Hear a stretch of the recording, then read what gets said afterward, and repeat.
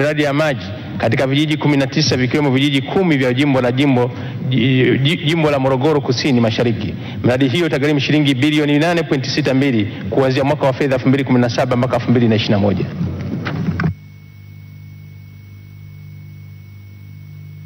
Mheshimiwa Omar Mgumba, swali la nyongeza. Nashukuru Mheshimiwa Spika kwa kunipa nafasi ya kuuliza swali la nyongeza. Pamoja na majibu mazuri ya serikali kupitia Mheshimiwa Naibu Waziri, lakini na maswali mawili ya nyongeza. Swali la kwanza, kwa kuwa serikali imetenga shilingi milioni 368.5 kwa ajili ya ukarabati na upanuzi wa miundombinu ya maji katika vijiji vya Mkuuni na Madamu, na kwa kuwa mwaka wa fedha 2016-17 umebaki mwezi mmoja tu kumalizika, lakini mpaka sasa pesa hizi hazijafika, na kwa kuwa bajeti ya maji kwa ajili ya Morogoro imepunguzwa kutoka bilioni 4.2 ya mwaka jana, mwaka huu imekuwa ni bilioni 1.5. Je, serikali inanipa commitment gani ya kuleta hela hizi milioni 368.5 kabla ya mwaka wa fedha uliobaki mwezi mmoja kuisha? Swali la pili, kwa kuwa katika mpango wa muda wa kati serikali imetenga milioni 150 kwa ajili ya upembuzi yakinifu na usanifu wa kina kwa ajili ya maji kupeleka maji katika vijiji vya Luolole, Madamu, Mwalazi, Kibuko na kitongoji cha Misala katika kijiji cha Mkuyuni, na kwa kuwa huu mradi wenyewe kwamba huu Mheshimiwa Mgumba, ungeenda kwenye maswali tu moja kwa moja. Okay.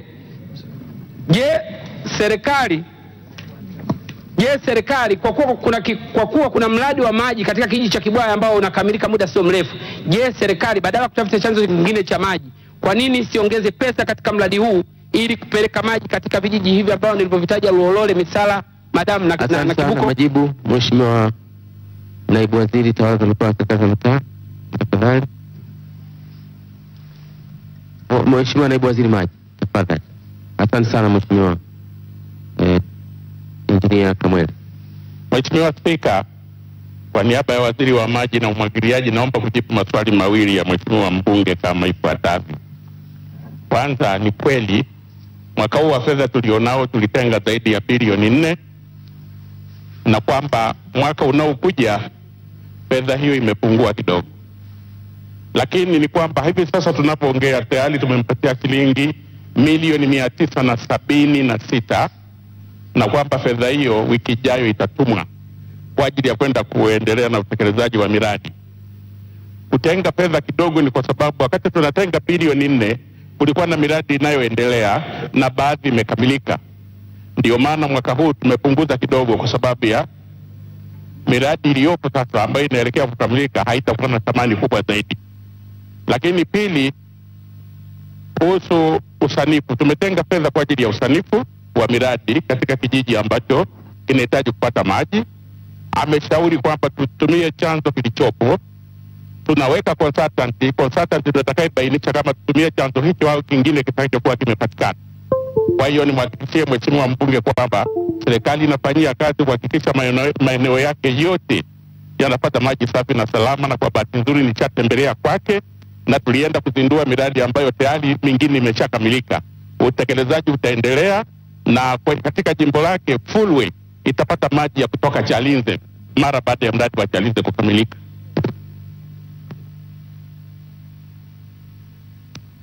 Mheshimiwa, muda huko upande wetu. Tunaendelea Wizara ya Fedha na Mipango. Swali naulizwa Mheshimiwa Dr. Rafael Chegeni. Naam, swali namba 323 likiulizwa na Dr. Rafael Masunga Chegeni. Je, serikali haioni haja kurekebisha road license au ifutwe ili ukusanyaji wa kodi hii uendane na matumizi halisi ya vyombo vya moto vya barabarani? Swali hilo linaelekezwa katika Wizara ya Fedha na Mipango.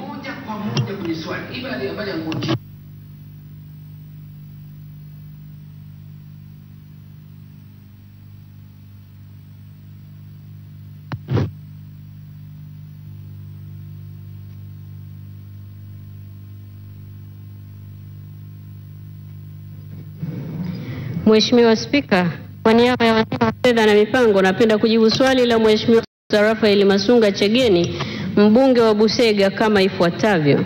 Mheshimiwa Spika, ada ya mwaka ya magari inatozwa kwa wamiliki wa vyombo vya moto kwa mujibu wa sheria ya usalama barabarani ya mwaka 2013 ambapo wa chombo cha moto hutakiwa kulipa ada ya kila mwaka kuanzia tarehe ya mwezi wa kwanza ambao chombo kilisajiliwa. Ada hii inatozwa kulingana na ukubwa wa injini ya chombo husika. Msingi wa tozo hii ni umiliki wa chombo na sio matumizi ya chombo barabarani. Hivyo basi, mmiliki wa chombo hutakiwa kulipa ada hiyo bila kujali kama chombo kimetumika katika mwaka husika au hakijatumika. Mheshimiwa Spika, ada ya mwaka ya umiliki wa chombo cha moto inaweza kusitishwa kulipwa endapo mmiliki wa chombo cha moto atatoa taarifa kwa kamishna wa kodi na kuthibitishwa kuwa chombo hicho cha moto hakitumiki tena kutokana na sababu mbalimbali kama vile ajali ya barabarani, moto au uchakavu. Taarifa hizo za chombo husika zitawezesha chombo kufutwa, yaani kuwa deregistered kwenye kumbukumbu za mamlaka, na ada hiyo itasitishwa kutozwa. Mheshimiwa Spika, serikali imepokea mapendekezo na malalamiko kutoka kwa wadau mbalimbali ikiwa ni pamoja na Mheshimiwa Chegeni wakitaka ada hii ifutwe au ilipo kulingana na matumizi ya chombo cha moto. Mheshimiwa Spika, napenda kuliarifu bunge lako tukufu kuwa serikali itafanya mapitio ya sheria na kanuni ya umiliki na matumizi ya vyombo vya moto ili kupata njia bora zaidi ya kukusanya ada hii. Hivyo basi ada hii kwa sasa itaendelea kulipwa kwa utaratibu uliopo. Mheshimiwa Chegeni, nilikuona swali la nyongeza. Mheshimiwa Spika, nashukuru sana kunipa nafasi ya kuweza kuuliza maswali mawili madogo ya nyongeza, lakini sambamba na hiyo nakushukuru sana kuweza kunipa pongezi kwa swali langu la KCPA. Mheshimiwa Spika, Mheshimiwa Naibu Waziri amejibu vizuri, lakini kodi hii inasema ni road license. Yeye anasema ni kodi ya usajili wa gari ya mwaka. Kwa hiyo ni vitu viwili tofauti. Kwa hiyo Mheshimiwa Spika, napenda kumuuliza Mheshimiwa Waziri, je, haoni kwamba kodi hii kwanza inakusanywa kimakosa kwa sababu jina lake liko tofauti na ilivyo? Lakini pili, haoni kwamba ingekuwa bora zaidi tungeikusanya kwa kutumia matumizi ya gari barabarani ili kuongeza kama mapato yake? Swala la pili, kwa kuwa kuna baadhi ya watu sasa wanasumbuliwa barabarani kwa kudaiwa madeni ya gari ambayo pengine na muda mrefu haifanyi kazi, iko nyumbani, na wanadaiwa kwamba lazima alipe kodi hiyo. Je, Mheshimiwa Waziri haoni kwamba kuna haja kutoa tamko ili watu wasisumbuliwe barabarani na trafiki pamoja na polisi pamoja na TRA juu ya swala hili la kukusanya kodi hii? Majibu ya swali hili muhimu sana. Gari limelala miaka 10, mtu anadaiwa kodi leo.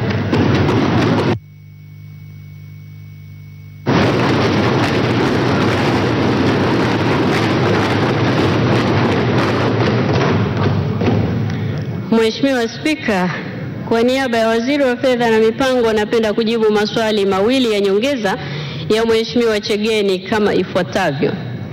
Mheshimiwa Spika, kiutaalamu kodi hii au ada hii haiitwi road license.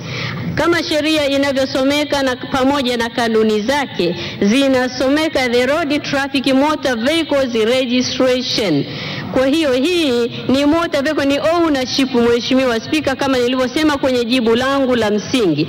Sio kwamba inalipiwa kwa matumizi yake barabarani. Kwa hiyo sheria inasema hivi, lakini kwa lugha zetu za mtaani tunaiita hivyo, lakini kimsingi hii ni ownership Mheshimiwa Spika, na sio sheria ya kutumia, ni ada ya kutumia gari barabarani, hapana. Mheshimiwa Spika, kama nilivyosema, ada hii ya leseni ya gari ya mwaka hutozwa kwa kila gari kulingana na ukubwa wa injini ya gari.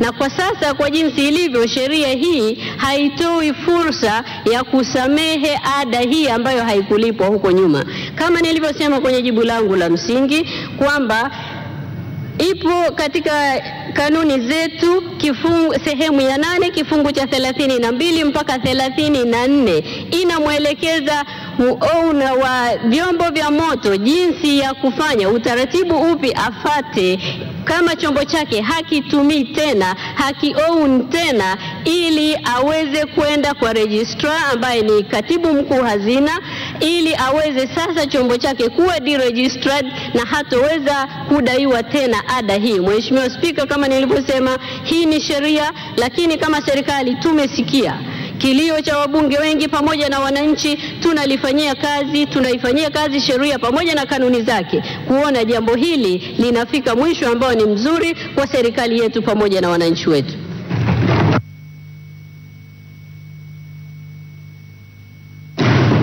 Mheshimiwa Alikesi, nilikuona swali la nyongeza. Mheshimiwa Spika, nimekuwa malalamiko mengi sana. Hii inaitwa road license kama anavyosema. Gari yangu mfano imekaa jikoni uani garage miaka 3. Sina pesa za kutengeneza, lakini tadaiwa hiyo road license na faini juu. Kwa nini serikali sione kwa sasa kwamba kwa nini wasiingize kwenye mafuta ili gari yangu ikitembea mimi nilipie kodi moja kwa moja, kuliko kumtesa mtu gari yake imekaa jikoni miaka 3 aendelee kulipa kodi wakati hana uwezo hata kununua spare. Gari yake haijafuta kama wanavyosema imepata ajali, lakini gari inaweza kwa miaka 3 hasijakuwa na uwezo kutafuta pesa, lakini taendelea kudai road license. Napolipa road license napigwa na faini juu. Mheshimiwa Spika, hii ni halali kweli? Kwa nini sichukue kigezo cha kuweka kwenye mafuta, pesa kwenye mafuta, ili ninapotembeza ile gari yangu nalipia moja kwa moja road license? Mimi nafikiri ushauri huu ni muhimu sana. Mheshimiwa Waziri, basi kama unaupokea. Mheshimiwa Spika, najua ni jambo muhimu sana hili kwa taifa letu na kwa wananchi wetu. Kama serikali tumesikia na tunalifanyia kazi kama nilivyosema kwenye majibu yangu ya mwanzo, lakini naendelea kusisitiza kumwambia ndugu yangu Alikesi, hii tunalipia umiliki na sio matumizi ya gari yako barabarani. Kwa hiyo naomba niseme hivyo jinsi lilivyo. Mheshimiwa Spika, nasema hivi, najua nimesema lina interest kubwa, lakini tumeapa kulinda sheria zetu. Nimesema tunalichukua, tunalifanyia kazi. Siwezi kutoa tamko jingine kinyume na sheria za nchi zinasema nini.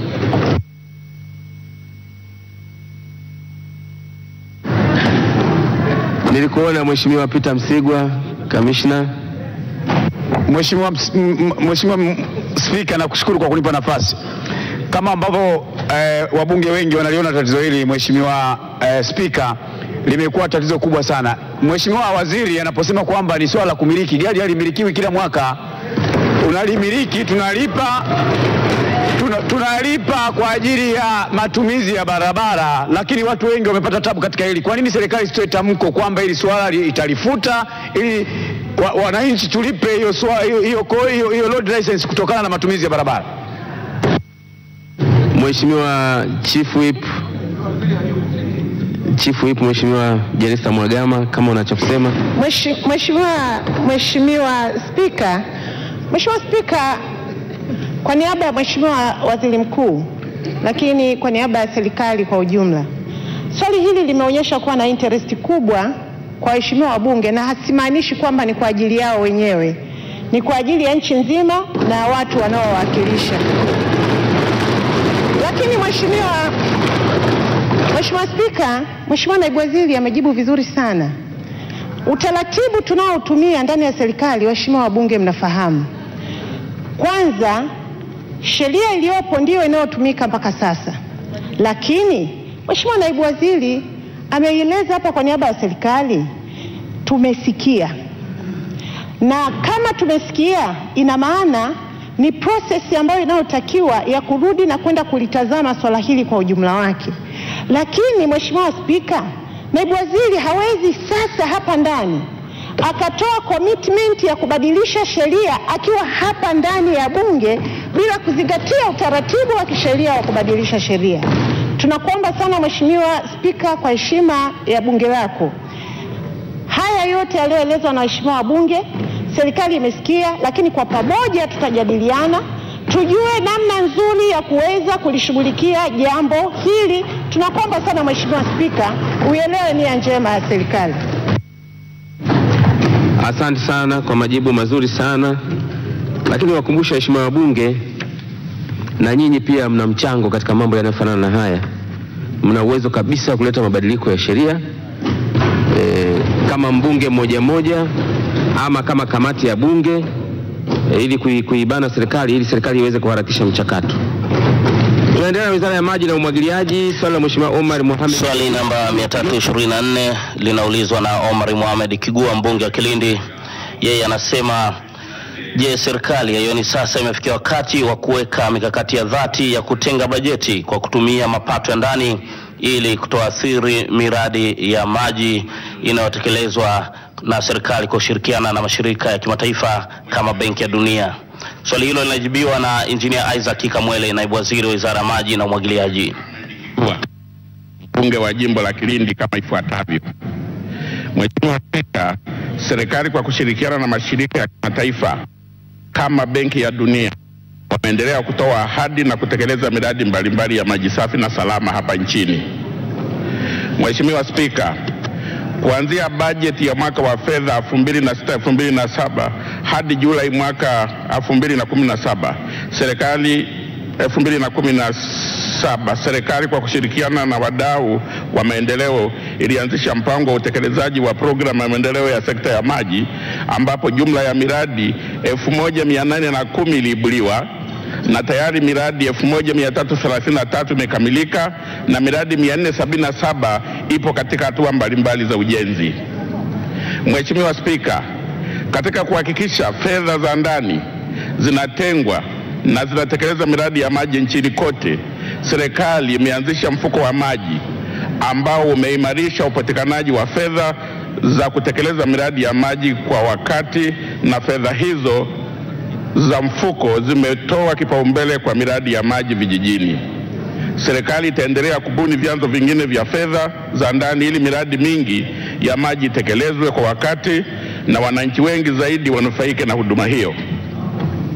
Mheshimiwa Spika, serikali kwa kutumia mapato ya ndani pamoja na uanzishwaji wa mfuko wa maji inaendelea kutenga bajeti kwa ajili ya miradi ya maji. Mfano, mwaka wa fedha 2016-17 kiasi cha shilingi bilioni 690 ambayo ni sawa na 75% ya bajeti nzima ya maji ya mwaka 2016-17 ilitengwa hizo fedha za ndani, na mwaka 2017-18 imetengwa shilingi bilioni 408.6 fedha za ndani ambayo ni sawa na 66% ya bajeti yote ya Wizara ya Maji na Umwagiliaji.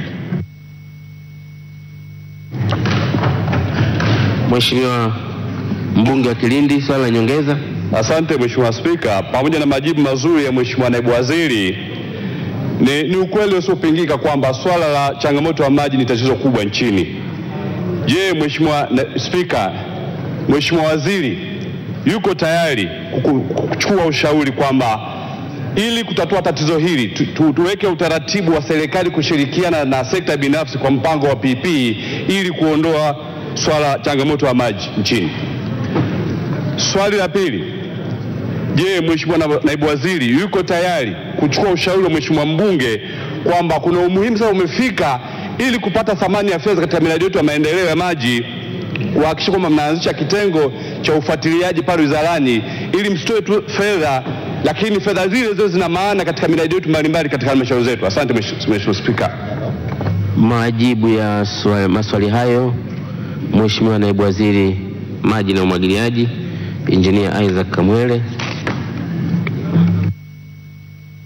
Mheshimiwa Spika, kwa niaba ya waziri wa Maji na Umwagiliaji, naomba kujibu maswali mawili ya Mheshimiwa mbunge Kigua kama ifuatavyo.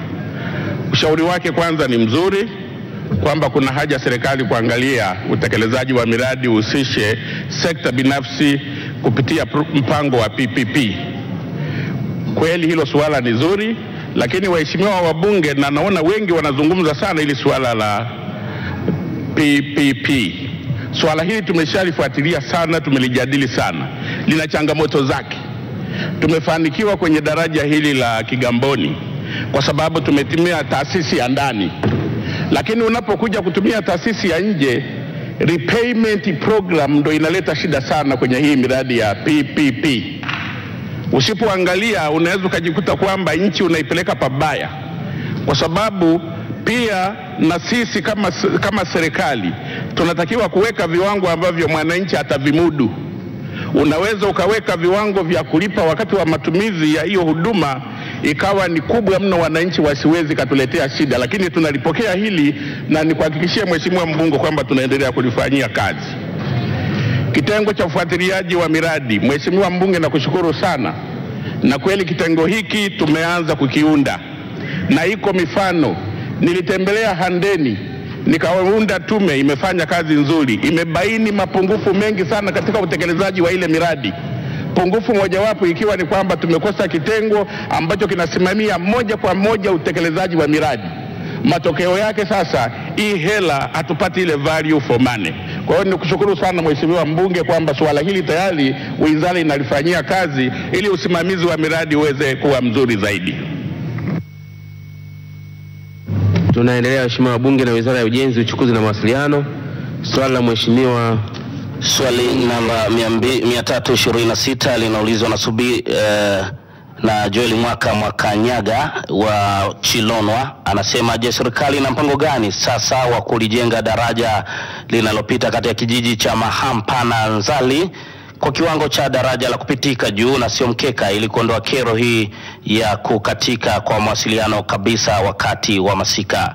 Swali hilo linajibiwa na Naibu Waziri wa Wizara ya Ujenzi, Uchukuzi na Mawasiliano, Engineer Edwin Ngonyani. Spika, napenda kujibu swali la Mheshimiwa Joel Mwakanyaga, mbunge wa Chilonwa, kama ifuatavyo.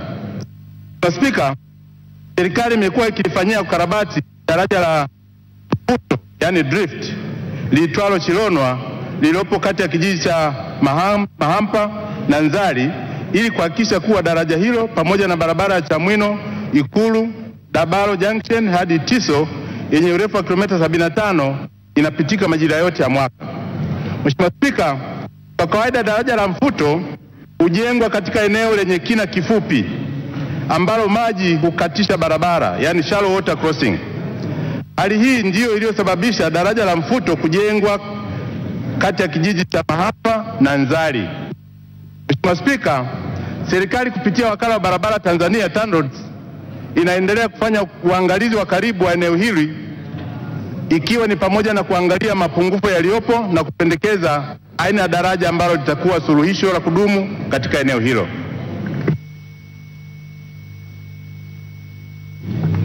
Mheshimiwa mbunge wa Chilonwa.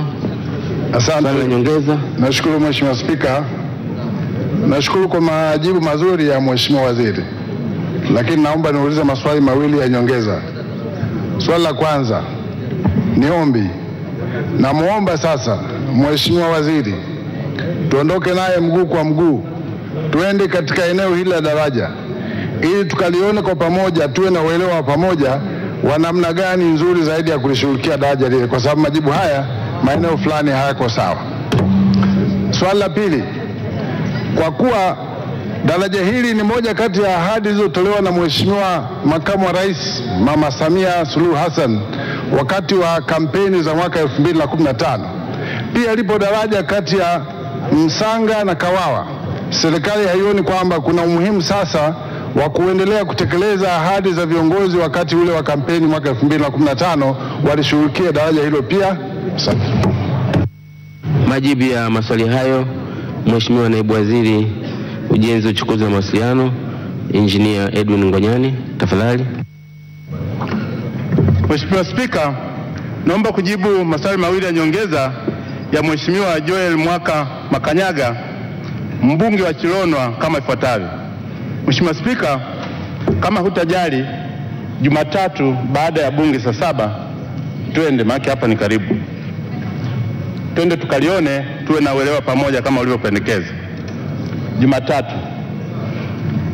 Mheshimiwa Spika, katika swali la pili, ni kweli kwamba dhamira yetu ni kuhakikisha ahadi zote za viongozi wetu wote kuanzia awamu ya 4 na awamu ya 5 tunazitekeleza kwa 100%. Kwa hiyo nimhakikishie kwamba ahadi hii ya daraja hili aliyolitaja tutaishughulikia kwa kadri tutakavyopata uwezo wa kifedha. Ili kuona Mheshimiwa Magdalena Sakaya, swali la nyongeza. Nakushukuru Mheshimiwa Spika. Naomba kumuuliza Mheshimiwa Naibu Waziri swali moja dogo la nyongeza.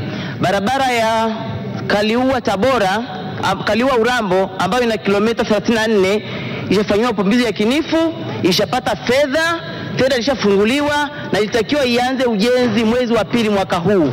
Naomba kumuuliza Mheshimiwa Naibu Waziri, ni nini kinachozuia ujenzi wa barabara hii kuanza wakati sasa hivi ni mbovu sana na wananchi wa Kaliua wanateseka sana kwenda Urambo na maeneo mengine? Asante. Mheshimiwa Naibu Waziri, kama una majibu ya swali hilo kwa kifupi tafadhali.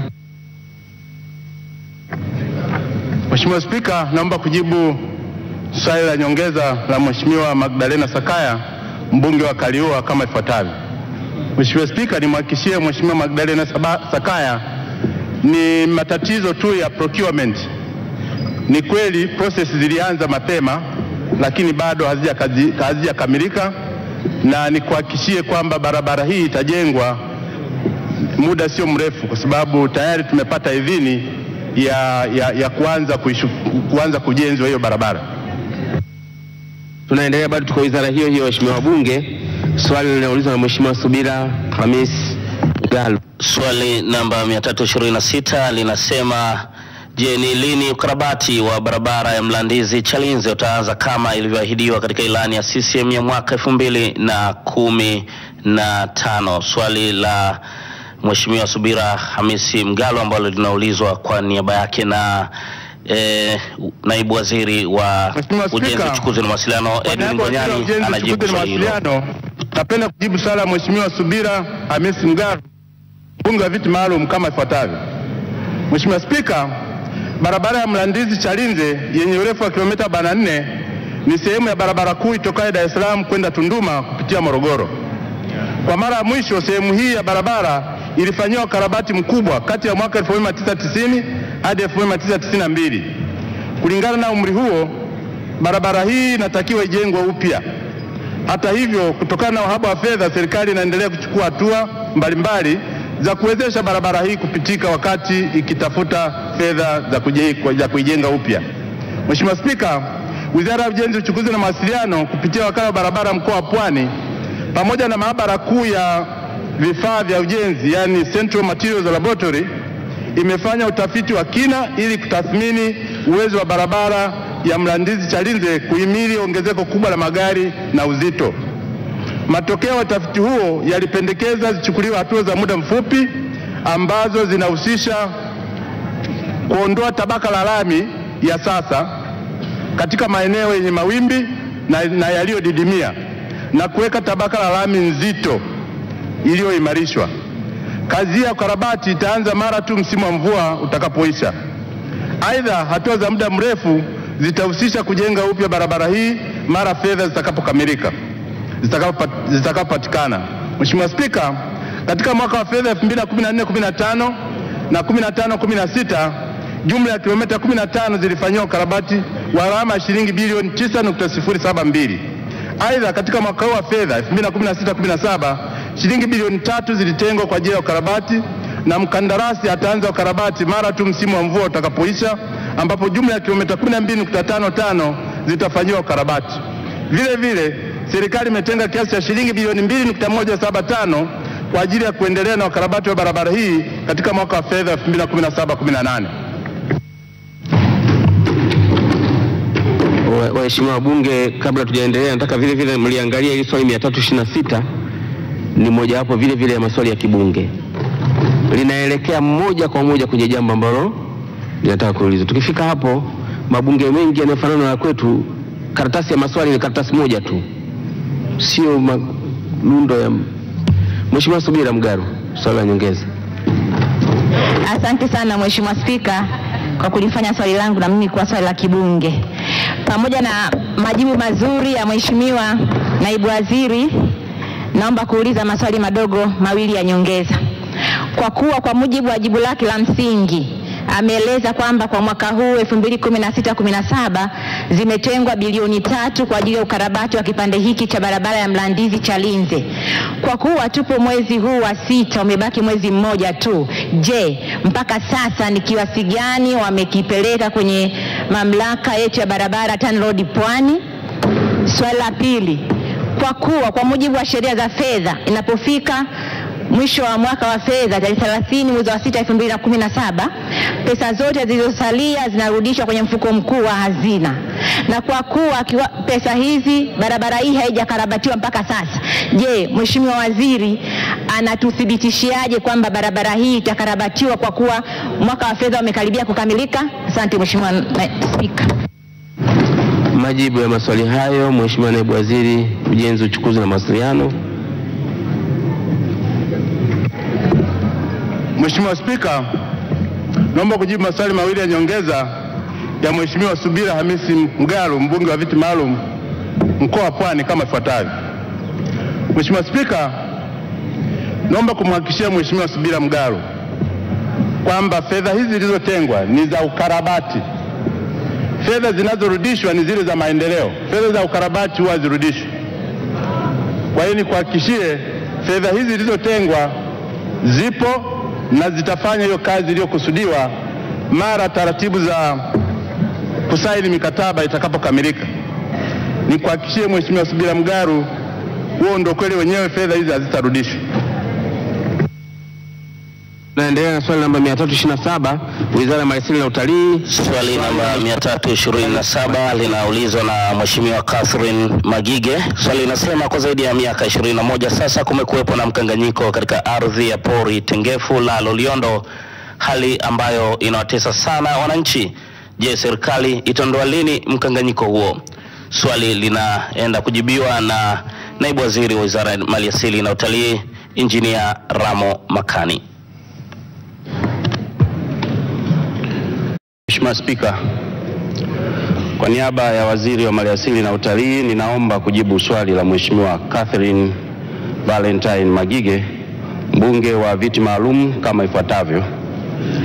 Mheshimiwa Spika, mwezi Disemba mwaka 2016, Mheshimiwa Waziri Mkuu alipofanya ziara katika wilaya ya Ngorongoro, pamoja na mambo mengine alitoa maelekezo ya jinsi ya kupata ufumbuzi wa mgogoro wa matumizi ya ardhi katika pori tengefu Loliondo ambao unahusisha wananchi, wawekezaji na wahifadhi. Katika utekelezaji wa agizo hilo, kamati maalum shirikishi inayoongozwa na mkuu wa mkoa wa Arusha iliundwa ili kupata mapendekezo ya namna ya kutatua mgogoro huo. Mheshimiwa Spika, katika kamati hiyo maalum ilifanya kazi yake kwa njia mbalimbali, zikiwemo kufanya vikao na wadau mbalimbali, kutembelea eneo lenye mgogoro ili kujua hali halisi na kuandaa taarifa yenye mapendekezo ya jinsi ya kutatua mgogoro husika. Mheshimiwa Spika, mapendekezo ya kamati hiyo yamewasilishwa kwa Mheshimiwa Waziri Mkuu kwa hatua zaidi.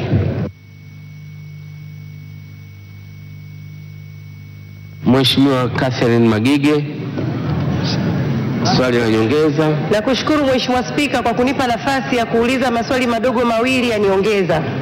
Je, serikali baada ya kupata ripoti iliyoongozwa na mkuu wa mkoa wa Arusha kuhusu pori tengefu la Loliondo ina mpango gani wa kutoa suluhu ya kudumu kwenye mgogoro huu uliozidi zaidi ya miaka 20? Swali la pili, je, serikali inaweza kuahidi nini juu ya mgogoro huu wananchi wa Loliondo ili waweze kuendelea na kazi zao? Majibu ya maswali hayo mawili, Mheshimiwa Naibu Waziri Maliasili na Utalii, Mheshimiwa Injinia Ramo Makani. Mheshimiwa Spika, napenda kujibu maswali mawili ya nyongeza ya Mheshimiwa Catherine Magige, mbunge wa viti maalum mkoa wa Arusha, ambaye kwa kweli licha ya swali hili amekuwa akifuatilia kwa karibu sana juu ya masuala yanayohusiana na changamoto za pori la Loliondo, moja kwa moja akija kuhoji ofisini. Lakini kuhusu maswali yake mawili ya nyongeza, yote yanafanana kwamba hatua ambayo serikali inaenda kuchukua ili kuwawezesha wananchi wa maeneo haya waweze kuendelea na shughuli zao kama ambavyo ameuliza. Kama ambavyo nimejibu katika swali langu la msingi, kamati iliyoundwa imefanya kazi kubwa ya kina, kazi ambayo imezingatia maslahi ya pande zote, upande wa wananchi lakini pia upande wa maslahi ya taifa. Lakini kwa kuwa ile ni taarifa ambayo ni ya kitaalamu, lakini pia iliyozingatia kama nilivyosema maslahi ya pande zote, na kwa kuwa nimesema tayari iko kwenye dawati la Mheshimiwa Waziri Mkuu, basi nimwombe Mheshimiwa mbunge avute subira. Waziri Mkuu atakuwa bila shaka anaipitia kwa kutumia wataalamu chini ya ofisi yake. Baada ya pale, taarifa itakayotolewa itakuwa na maelekezo ya namna gani tunaweza kusonga mbele katika kutatua mgogoro huu.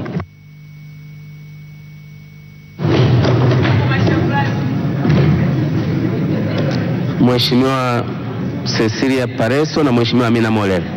Pareso. Asante Mheshimiwa Spika kwa kunipa nafasi niweze kuuliza swali dogo la nyongeza. Kwa kuwa kuna kampuni ya OBC ambayo inamilikiwa na Mwarabu na imekuwa ikiwepo Loliondo kwa muda mrefu, na wamekuwa wakifanya uwindaji, wamekuwa wakiangalia maslahi yao zaidi bila kuangalia maslahi mapana ya uhifadhi wa bonde tengefu la Loliondo. Ni kwa nini serikali inamshikilia au ina maslahi gani na huyu Mwarabu ambaye amekaa huko kwa muda mrefu?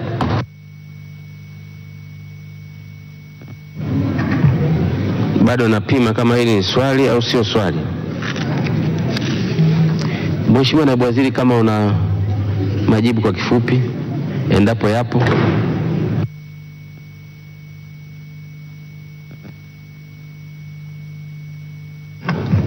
Mheshimiwa Spika, kama ambavyo ulipata mashaka, lakini na mimi nilikuwa na mwelekeo huo, lakini hata hivyo kwa ajili tu ya kuweza kuboresha, niseme tu kwa kifupi kwamba kama nilivyojibu kwenye swali la msingi, kamati iliyoundwa ile ya kitaalamu ilihusisha makundi yote, wataalamu lakini pia wawekezaji na wananchi. Unapohusisha makundi yote, basi kila jambo ambalo ni changamoto linajadiliwa kwa mapana na marefu wakati kamati ikiwa inafanya kazi. Ninaamini kwamba ndani ya taarifa ambayo iko kwa Mheshimiwa Waziri Mkuu, mambo yote ambayo yanahusiana hasa na wawekezaji, na napenda hapa tutumie lugha sahihi ya kuadresi wawekezaji, na nafikiri jambo la msingi ni kwamba hawa ni wawekezaji, wana haki zao chini kwa mujibu wa sheria, lakini kama yako yale ambayo ni changamoto na yanatakiwa kufanyiwa kazi, basi hiyo ndio kazi ambayo kamati imefanya. Asante Mheshimiwa Naibu Waziri. Jamani, mwekezaji ni mwekezaji, hakuna mwekezaji sijui mzungu, mchina, Mwarabu. Mheshimiwa Amina Mollel nishakutaja. Nakushukuru sana Mheshimiwa Spika kwa kunipa nafasi. Unapokuwa katika eneo la huyu mwekezaji Loliondo, unaambiwa welcome to Atsalat Arabic Network, kwa maana kwamba unatumia mtandao wa huko Arabuni, na tunafahamu nchi yetu kwa hapa Tanzania kuna mitandao minne, ukiwepo Halotel, kuna Zantel, kuna Tigo pamoja na Airtel na Vodacom mitano. Je, Mheshimiwa Spika, ningependa kufahamu sheria zinasemaje, kwa sababu hawa waliopo wanatambulika na kuna kiasi kinachopatikana kwa serikali kutokana na mapato ya mitandao hii. Sasa je, kwa huyu ambaye anakuambia welcome to Atsalat Arabic Network, naomba ufafanuzi kutoka kwa Mheshimiwa Naibu Waziri. Asante. Mheshimiwa Amina Mollel, una uhakika na swali lako? Umeshaenda Loliondo? Majibu Mheshimiwa Naibu Waziri Uchukuzi, Ujenzi na Mawasiliano. Mheshimiwa Spika, naomba kujibu swali la nyongeza la Mheshimiwa Amina Mollel kwa niaba ya serikali kama ifuatavyo. Mheshimiwa Spika, mtandao huu anaosema umesajiliwa na TCRA na unasimamiwa na TCRA na unalipa ada zote ambazo zinatakiwa zilipwe chini ya TCRA. Tofauti yake tu ni kwamba wao hawajapanua mtandao wao ukaenda na maeneo mengine. Kwa hiyo wao wamechukua masafa na masafa hayo yanafanya kazi katika lile eneo na inaruhusiwa kisheria. Ni mtandao ambao unasimamiwa na nchi yetu. Tunavuka hapo, lakini Mheshimiwa Waziri, swali lilikuwa ni kwamba inasema welcome to the United Arab Emirates, wakati ile ni Republic of Tanzania. Kwa hiyo mliangalia vizuri kama kuna maneno ya aina hiyo. Habari ya usajili tumeielewa serikali. Tunaendelea na Wizara ya Afya, Maendeleo ya Jamii, Jinsia, Wazee na Watoto. Swali namba 328, swali la Mheshimiwa Lucy Fidelis Owenya. Yeye anauliza, je, moshi wa bangi una madhara gani kwa binadamu? Swali hilo linaelekezwa kwa Wizara ya Afya, Maendeleo ya Jamii, Jinsia, Wazee na Watoto.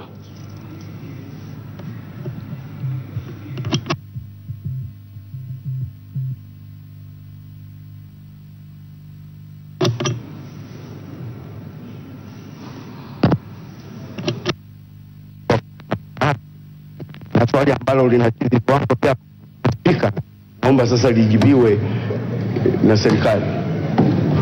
Kwa hakika swali hili ni katika yale maswali nilikuwa nasema yale ya kibunge.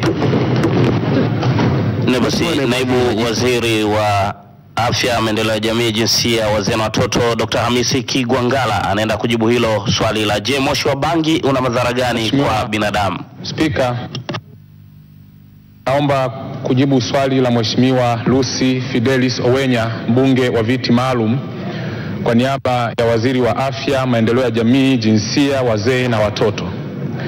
Kabla ya kujibu swali hili, naomba niungane na wewe kumpa pole Mheshimiwa Lucy Owenya na watu wote walioguswa na msiba huu wa baba yake mzazi. Mheshimiwa Spika, bangi ni mmea ambao huota sehemu nyingi duniani. Mara nyingi watu huvuta bangi kama sigara. Kemikali inayoleta ulevi na madhara mwilini kwa mtumiaji wa bangi inaitwa tetrahydrocannabinol ama THC kwa kifupi, ambayo hutoka kwenye moshi wa bangi inayochomwa au kuvutwa.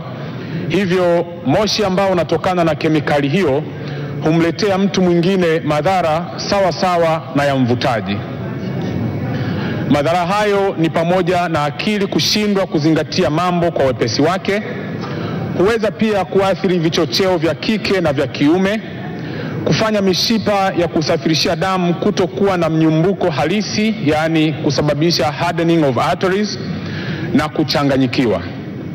Mheshimiwa Spika, madhara ya kuvuta bangi hadharani ni makubwa, hususan kwa vijana, kwani madhara yake kwa mtu asiyevuta ni sawa na kwa ambaye anavuta.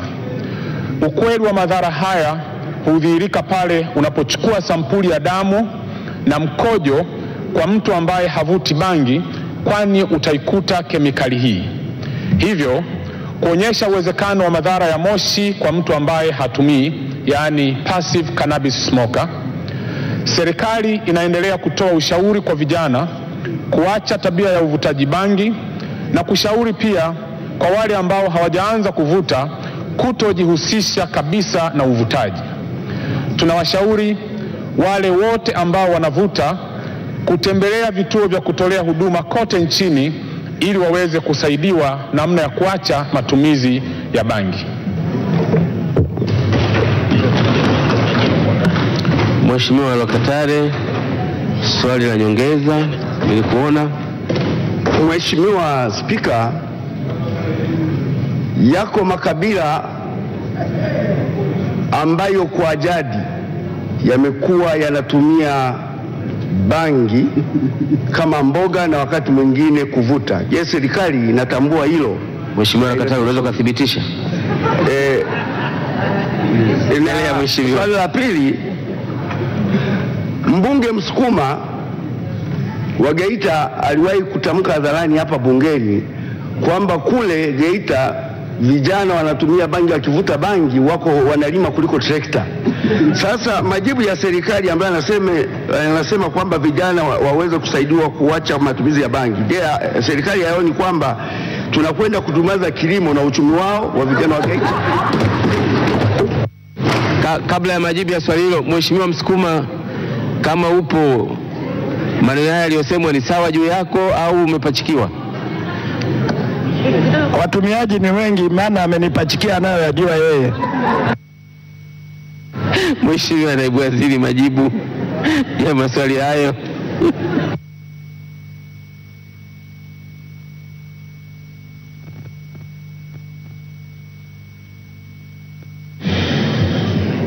Mheshimiwa Spika, naomba kujibu maswali mawili ya nyongeza ya Mheshimiwa Lwakatare yanayohusu bangi kama ifuatavyo.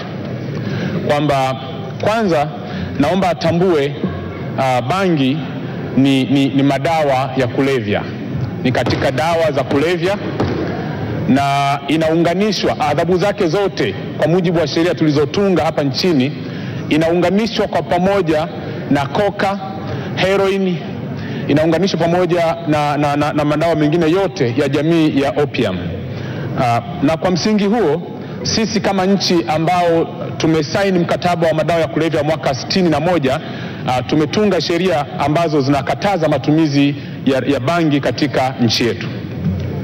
Na kwa msingi huo sasa, Mheshimiwa Spika, hii anayoisema kwamba kuna makabila yanatumia bangi kwa asili kama chakula, kama mboga, ni jambo ambalo sisi kama serikali hatulitambui na ni jambo ambalo sisi kama serikali tunasema ni kitendo cha uhalifu, na watu hawa wakibainika kutumia majani ya bangi ama maua ya bangi ama magome ya bangi watachukuliwa hatua za kisheria.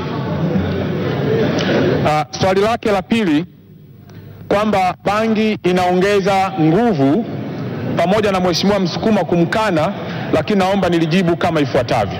Kwamba bangi, Mheshimiwa Spika, haiongezi nguvu, kwa sababu bangi katika mwili wa binadamu inapoingia na kuwa metabolized inavunjwa kwenda kwenye kemikali zaidi ya 500, na katika hizo kemikali 500, kemikali 113 ni sumu kwa mwili wa binadamu. Zilizo kali zaidi na kwa wingi zaidi kwenye bangi ni pamoja na hiyo niliyoitaja wakati wa jibu langu la msingi inayoitwa THC au tetracannabinol. Lakini zipo CBD na zipo na CBG na zipo na CBE. Zote hizi kemikali ni hatari sana kwa afya ya akili. Na mtu akivuta hizi kemikali nilizozitaja 113, kwanza anadhoofu mwili wake, anakuwa na uchovu kwa maana ya kupata lethargy, lakini pili anachanganyikiwa kwa muda mfupi, na kama hujawahi kuona mtu ambaye amepata kichaa cha ghafla, basi baada ya kujibu swali hili njoo uniulize, nitakupa historia ya kijana mmoja ambaye tulisoma naye Kigoma Secondary School, ambaye alijaribu kuonja bangi akiwa kidato cha 3 na alianza kuona barabara ikinyanyuka hivi, na kwa hiyo alikuwa akitembea kwa kunyanyua miguu kama mtu anayepanda ngazi. Kwa hiyo Mheshimiwa Spika, kusema kwamba bangi ambayo inadhoofisha mwili inaongeza nguvu, huyo alikuwa ajara, ninalikubali kisayansi. Mheshimiwa Waziri, nasikia maneno kwamba huyo alikuwa hajala chakula. Lakini pia hapa inasemwa kwamba hii bangi inaongeza nguvu. Sasa haisemekani nguvu zipi? Ngoja niangalie mbunge gani anawakilisha sehemu ambayo ina matatizo makubwa. Na pia tunakubaliana ni Tarime, au sio? Tarime hiyo kitu ipo. Mheshimiwa Esther Moto. Tarime ipo hiyo. Mheshimiwa Spika, Mheshimiwa Spika, wakati naibu waziri anajibu alielezea ni jinsi gani moshi wa bangi unamwathiri si tu mtumiaji bali hata watu wa pembeni. Tumekuwa tukiona wakati serikali inafanya operation ya kukata au kuzuia bangi, inavuna yale mabangi yaliyokwisha komaa na wanaenda wanachoma zile bangi. Sasa naibu waziri atueleze ni kwa kiasi gani jeshi la polisi wameweza kuathirika na ile bangi, na je, hawaoni kwamba zile bangi zinawaathiri ndio maana wanatenda kinyume na wajibu wao unapotakiwa kufanya?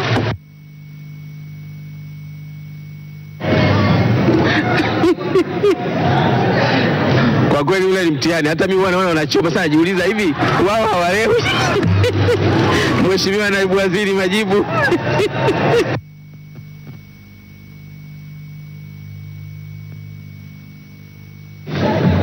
Mheshimiwa Spika, naomba kujibu swali la nyongeza la Mheshimiwa Esther Matiko, mbunge wa Tarime mjini kama ifuatavyo. Kwamba kwanza sio jambo la mzaha kuzungumzia masuala yanayohusu dawa za kulevya, kwa sababu zinaathiri vijana wetu, zinaharibu umakini na utimamu wa nguvu kazi ya taifa letu.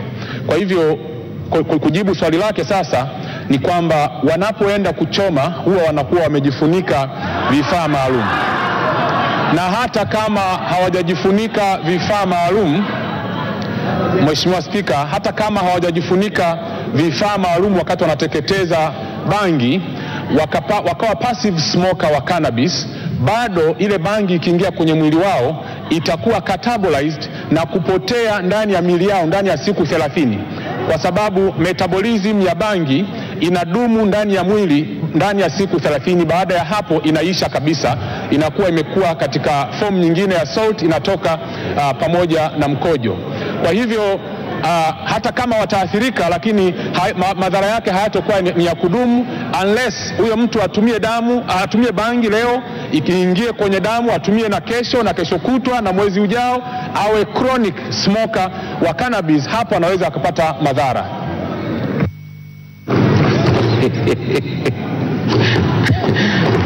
Mheshimiwa Waziri ametuambia aliyeonja tu kule Kigoma Sekondari kwa dakika alipata.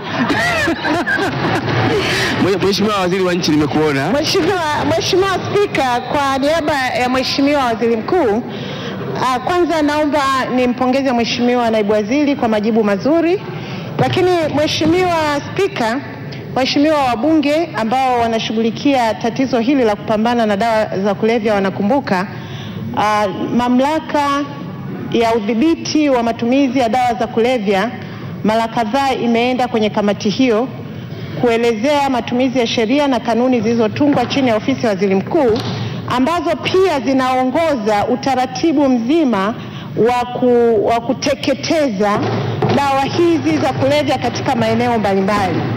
Mheshimiwa Spika, unapoona vikosi vile vinafanya kazi ya uteketezaji wa bangi, ziko techniques ambazo wanazitumia katika kufanya kazi ya uteketezaji, ikiwemo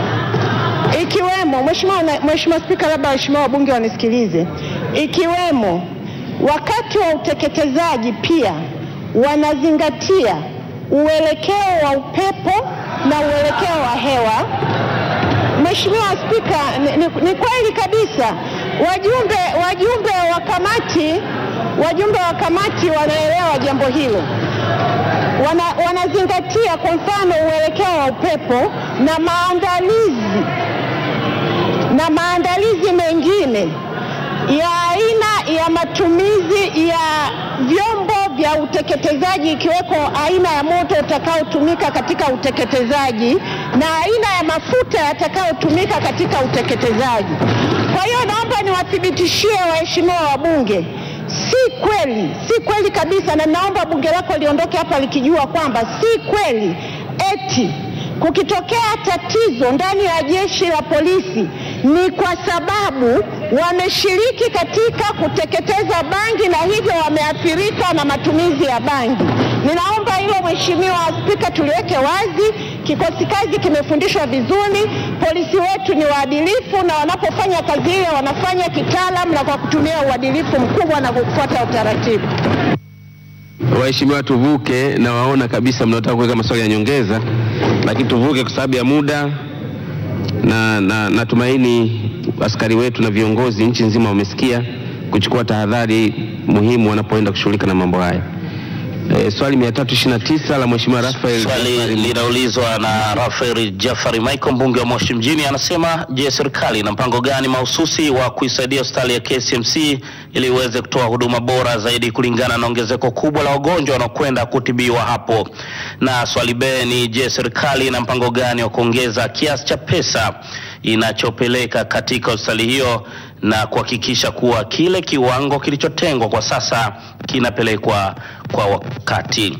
Swali linajibiwa na Naibu Waziri wa Wizara ya Afya, Maendeleo ya Jamii, Jinsia, Wazee na Watoto, Dr. Hamisi Kigwangalla. Mheshimiwa Spika, kwa niaba ya Waziri wa Afya, Maendeleo ya Jamii, Jinsia, Wazee na Watoto, naomba kujibu swali la Mheshimiwa Raphael Jafari Michael, mbunge wa jimbo la Moshi mjini lenye sehemu A na B kwa pamoja kama ifuatavyo.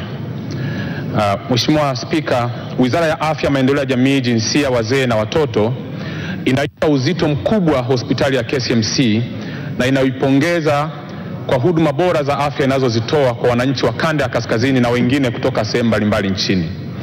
Mheshimiwa Spika, wizara inafanya jitihada za makusudi za kuiwezesha hospitali hii kuendelea kutoa huduma bora, ambapo katika mwaka wa fedha wa 2016-2017 wizara ilitenga kiasi cha shilingi bilioni 12,202,942,000 kwa ajili ya hospitali hii.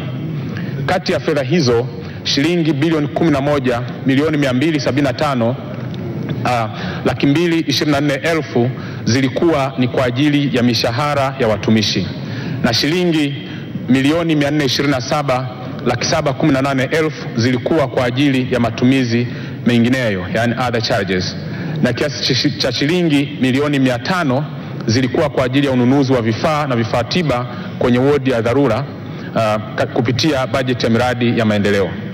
Mheshimiwa Spika, ili kuzipunguzia mzigo wa wagonjwa wa hospitali za rufaa za kanda ikiwemo KCMC, wizara kwa kushirikiana na ofisi ya Rais TAMISEMI inaboresha huduma katika hospitali ya rufaa katika hospitali za rufaa za mikoa, hospitali za wilaya pamoja na vituo vya afya na zahanati ili kupeleka huduma bora karibu zaidi na wananchi, ili wale wachache tu wenye kuhitaji huduma za rufaa basi wafike katika hospitali za rufaa za kanda, hospitali maalum pamoja na hospitali ya taifa Muhimbili. Mheshimiwa Spika, ili kuziwezesha hospitali na taasisi nyingine zote zilizo chini ya wizara kujiendesha kiuendelevu, wizara inatekeleza mkakati wa kuhakikisha hospitali na taasisi zote zilizo chini yake zinafunga na kutumia mifumo ya kielektroniki ili hospitali hizo ziweze kusimamia mapato na matumizi ya fedha za umma. Vile vile, katika mwaka wa fedha wa 2017-2018 wizara imetenga kiasi cha shilingi bilioni 11 na milioni 4,329,000 kwa ajili ya matumizi mengineyo na mishahara, lakini pia shilingi milioni 500 kwa ajili ya kutekeleza miradi mbalimbali ya maendeleo. Mheshimiwa Suzana, nilikuona swali la nyongeza. Mheshimiwa Spika, nakushukuru sana kwa nafasi hii na nashukuru kwamba serikali inatambua umuhimu wa hospitali ya KCMC. Na Mheshimiwa Spika, niseme tu kwamba hospitali hii ni ya rufaa na inahudumia zaidi ya watu milioni 1 wa kanda ya kaskazini.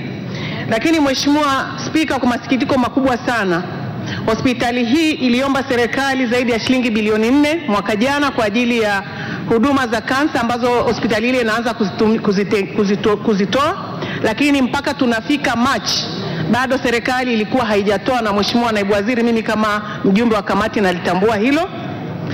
Lakini je, ni lini sasa serikali itatoa fedha hizo ili hospitali ile iweze kuwahudumia wananchi wa kanda ya kaskazini kutoka Singida mpaka Arusha na Tanga? Swali la pili, Mheshimiwa Naibu Spika, umesema kwamba mnafanya kazi na TAMISEMI ili kuhakikisha kwamba zile hospitali za mikoa za rufaa za mikoa kama vile Mawenzi na Mount Meru ziweze kutoa huduma ili kupunguza idadi kubwa ya watu wanaoenda hospitali ya KCMC. Lakini hapa ninavyoongea, Mheshimiwa Spika, hospitali ya Mawenzi ya mkoa wa Kilimanjaro na hospitali ya Mount Meru ziko katika hali mbaya sana, jambo ambalo linafanya wagonjwa katika hospitali hizo waendelee kwenda KCMC, hospitali ambayo pia wizara bado imeshindwa kuipatia vifaa tiba kama ambavyo wameomba. Je, sasa na mpango gani kuhakikisha kwamba hospitali hizi za mikoa ya Mawenzi na Mount Meru zinakarabatiwa majengo yake na kutoa vifaa tiba pamoja na kuweka watumishi, hasa ikizingatiwa kwamba watumishi wengi wa afya, imekuwa hotuba sasa, watumishi wengi wa afya, Mheshimiwa Spika, wamekumbwa na tatizo la vyeti feki na kwa maana hiyo wameondolewa. Je, serikali ina mkakati gani sasa? Asante. Kwa kweli Mheshimiwa Naibu Waziri, na kuruhusu uchague tu machache ya kujibu kwa kifupi sana, maana maswali yenyewe si hata idadi yake mangapi.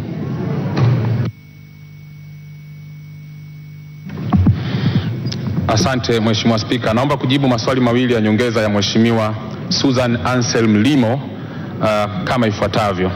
Sehemu ya kwanza nimpe pole na nimtie moyo kwamba sisikitike sana kuhusiana na hali ya hospitali ya KCMC. Mimi binafsi toka nimeteuliwa nimeshafika pale takriban mara 3, na hivyo ninafahamu vizuri sana namna ambavyo hospitali ile inatoa huduma zake, na ina madaktari mahiri sana vijana, wakiwemo rafiki zangu kina Kajiru, kina Urasa, ambao ni mabingwa waliobobea. Tumewapeleka pale sisi kutoka Wizara ya Afya, na wamekubali kukaa pale kwenye kanda yetu ya kaskazini kutoa huduma kwa Watanzania wenzetu wa eneo lile. Na nadhani angepongeza kwa jitihada hizo ambazo tumezifanya.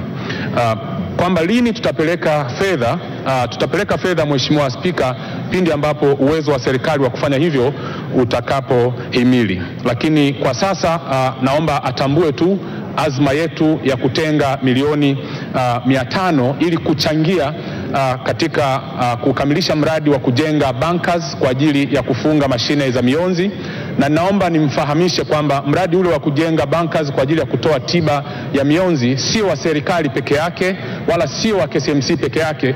Tunaufanya kwa ubia na wadau wa maendeleo ambao tayari wameshajitolea baadhi ya vifaa kwa ajili ya kutekeleza mradi ule. Kwa hivyo sisi kama serikali, lakini wenzetu wa KCMC tutashirikiana na huyo mdau kuhakikisha mradi ule unakamilika, na sisi mchango wetu ni hizo shilingi milioni 500 ambazo tumeziweka kwenye budget. Swali la pili, Mheshimiwa Spika, kwamba hospitali ya Mawenzi na Mount Meru zipo katika hali mbaya sana, si kweli. Ninaomba tu tunatumia maneno ambayo yanatia moyo wananchi, kwa sababu hospitali hizi nimezitembelea zaidi ya mara 2 zote hizi, na ninafahamu miradi mikubwa inayofanyika katika hospitali hizi, na niwapongeze wenzetu wa TAMISEMI na wadau wa maendeleo ambao wametoa misaada mikubwa katika kuboresha eneo la maabara na eneo la huduma za mionzi. Na kwa kweli kwa pale Mawenzi kuna theater nzuri sana ya kimataifa. Zipo theater karibu 4 pale ndani, na zote zinafanya kazi na ni za kisasa kabisa, na nadhani labda Mheshimiwa mbunge uende ukatembelee maabara ya Mawenzi pamoja na theater ili uone jinsi hospitali ile ilivyo katika hali nzuri kuliko unavyosema wewe. Na niombe nitoe rai kwa wananchi waendelee kuamini huduma bora zinazotolewa na hospitali zetu za Mawenzi, Mount Meru na hospitali ya KCMC. Waheshimiwa, kwa sababu ya muda, swali la mwisho kwa siku ya leo la Mheshimiwa Mohamed Mchengerwa.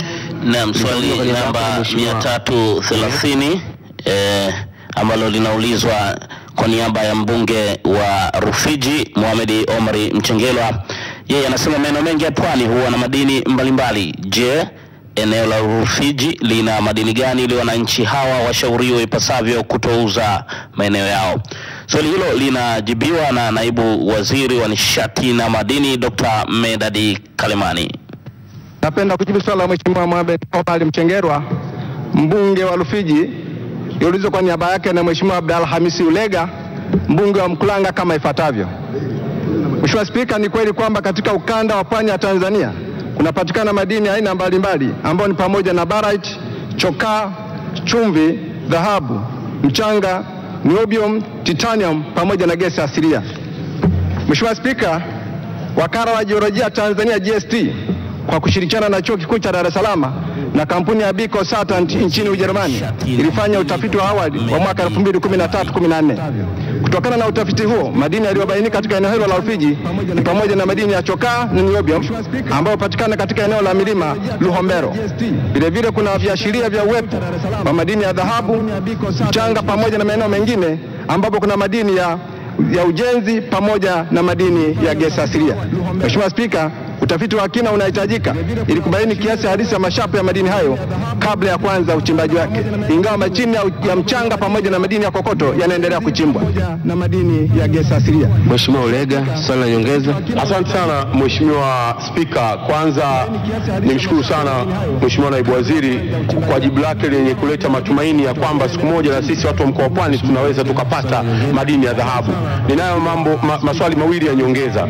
Swali la kwanza, ningependa kujua ni lini sasa wizara itaanza kukitumia kisima cha gesi kilichopo katika eneo la kijiji cha Kiparang'anda ndani ya wilaya ya Mkuranga ili kiweze kutuletea faida watu wa Mkuranga na taifa letu kwa ujumla. Na swali la pili, ningeomba naibu waziri wa nishati na madini anieleze, wilaya Mkuranga tunachimba madini aina ya mchanga. madini ambayo kwa sasa mkoa wa Dar es Salaam hayachimbwi, yanachimbwa tu Mkuranga. Je, wizara iko tayari kushirikiana nasi watu wa Mkuranga kuboresha nyushuru na tozo mbalimbali ili madini haya yaweze kuleta tija kwa watu wa Mkuranga? Yanachimbwa tu Mkuranga. Majibu kwa kifupi ya maswali hayo, Mheshimiwa Naibu Waziri Nishati na Madini. Mheshimiwa Spika, napenda kujibu maswali mawili ya nyongeza ya Mheshimiwa Ulega, mbunge wa Mkuranga, kama ifuatavyo. Kwanza, nakupongeza sana Mheshimiwa Ulega. Tumeshirikiana na wewe sana katika swala la mchanga na wananchi wa Ulega wa jimbo lako najua wananufaika sana. Kwa hiyo hongera kwa hilo Mheshimiwa Ulega. Mheshimiwa Spika, napenda kujibu maswali mawili. Labda nianze na lini kwanza gesi asilia itaanza kutumika maeneo ya Kiparang'anda. Shughuli zinazofanyika sasa katika eneo la Kiparang'anda ni ukamilishaji wa utafiti wa madini ya gesi asilia. Na kampuni ya Modern and Prom inakamilisha sasa. Mheshimiwa Ulega, madini haya ya gesi asilia yataanza kutumika kwenye eneo lako baada ya utafiti kukamilika mwakani mwezi wa Agosti 2018. Na wananchi wa Mkuranga wana matumaini makubwa kwa jitihada zinafanyika ili kuhakikisha kwamba gesi asilia inakamilika na mwakani yataanza kutumika maeneo ya Kiparang'anda na maeneo mengine ya Dar es Salaam pamoja na Pwani kwa ujumla wake. Mheshimiwa Spika, kuhusiana na madini ya mchanga, Mheshimiwa Ulega, nikupongeze sana. Eneo la Pwani kwa ujumla wake, jumla ya hekta kama 182 zinatumika sana kwenye uchimbaji wa madini ya mchanga pamoja na kokoto. Kinachotakiwa wakandarasi wote, na nitumia nafasi hii kuwataka wakandarasi wote kwa niaba yako Mheshimiwa Mjumbe wa Mkuranga, waanze sasa kulipa tozo za serikali za mitaa kwa mujibu wa sheria ambao ni 0.3%. Lakini pia waanze sasa kushiriki katika shughuli za maendeleo kwa sababu ni takwa la kisheria. Lakini nitumia nafasi hii kuagiza wakurugenzi wote nchi nzima sasa waanze kuyataka makampuni yanayochimba mchanga, kokoto kuanza sasa kutoa ushuru katika serikali za mitaa ili wananchi wa Mkuranga na Tanzania nzima wanufaike kwa ujumla wake. Lakini nitumia nafasi hii kuagiza wakurugenzi. Waheshimiwa wabunge, tukubaliane, muda umeisha na nyinyi ni mashahidi pale. Tutambulishe wageni. Nambasi kipindi cha maswali na majibu katika mkutano wa 7 kikao cha 40 leo Juni 2 mwaka 2017 kinafikia tamati, ambapo maswali mbalimbali yanayohusu maendeleo ya nchi na masuala ya kijamii yameweza kuulizwa na kupatiwa ufafanuzi bungeni mjini Dodoma. Kwa niaba ya timu nzima ya Bunge TV, naitwa Mbozi Katala. Asante kwa kutusikiliza na kututizama. Endelea kuwa nasi hadi wakati mwingine, siku nyingine. Nikutakie asubuhi njema. Kwa heri kwa sasa. TV naitwa Mbozi Katala. Asante kwa kutusikiliza na kututizama. Endelea kuwa nasi hadi wakati mwingine, siku nyingine. Nikutakie asubuhi njema. Kwa heri kwa sasa. TV naitwa Mbozi Katala.